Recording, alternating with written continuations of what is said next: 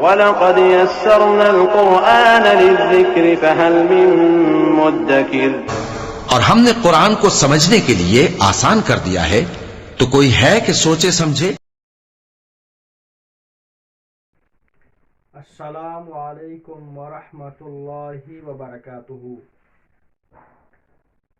آج ہمارا موضوع ہے شرک سے اللہ تعالی کا کچھ نہیں بگڑتا۔ اگر کائنات میں سارے لوگ اللہ تعالی کے نافرمان ہو جائے،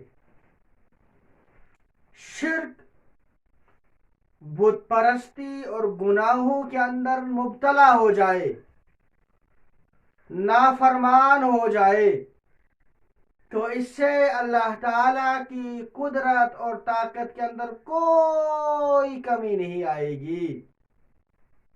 اسی طرح اگر کائنات میں ہر فرد، ہر انسان اللہ تعالی کا مطیع و فرما بردار ہو جائے، نیک بن جائے، موحد بن جائے، مطیع و فرما بردار ہو جائے، تو اس سے اللہ تعالی کی قدرت اور طاقت کے اندر کوئی بھی اضافہ نہیں ہوگا۔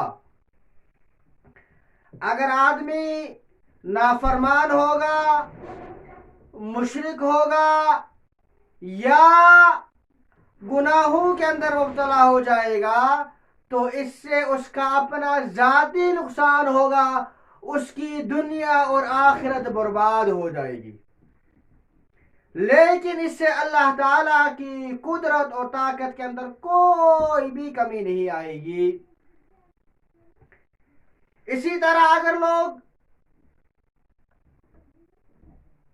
اللہ تعالی کے مطیع و فرما بردار ہو جائے، نماز پڑھنے لگے، روزے رکھنے لگے، زکوٰۃ دینے لگے، نیک اعمال کرنے لگے، تو اس سے اللہ تعالیٰ کی قدرت میں کوئی اضافہ نہیں ہوگا، بلکہ ان لوگوں کا اپنا ذاتی فائدہ ہوگا۔ اللہ تعالیٰ کی قدرت اور طاقت بادشاہوں کی طرح نہیں ہے۔ اگر دنیاوی جو بادشاہ ہوتے ہیں، جو ان کی رعایا اور عوام ہوتی ہے، اگر وہ نافرمان ہو جائے، اگر وہ بغاوت پر تل جائے، اگر وہ نافرمان ہو جائے، تو حکومت کے گرنے کا خطرہ ہوتا ہے، بادشاہ کی حکومت ختم ہو سکتی ہے۔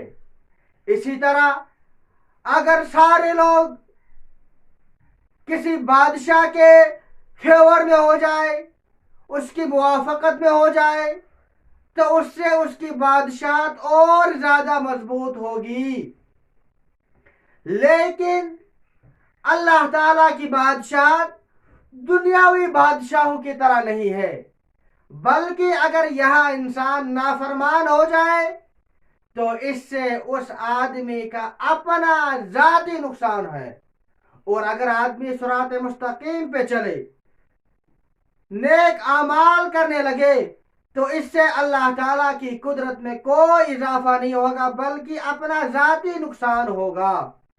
لہذا ہمیں چاہیے کہ ہم بت پرستی، شرک اور گناہوں سے توبہ کر کے اپنے آپ کو ہلاکت سے بچائیں اور سیدھے راستے پہ چلیں، نیک اعمال کریں، اللہ تعالیٰ کے مطیع و فرما بردار ہو جائیں، نیک اعمال کریں۔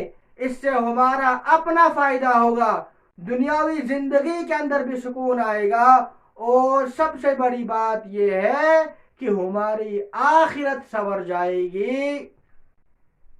السلام علیکم ورحمۃ اللہ وبرکاتہ۔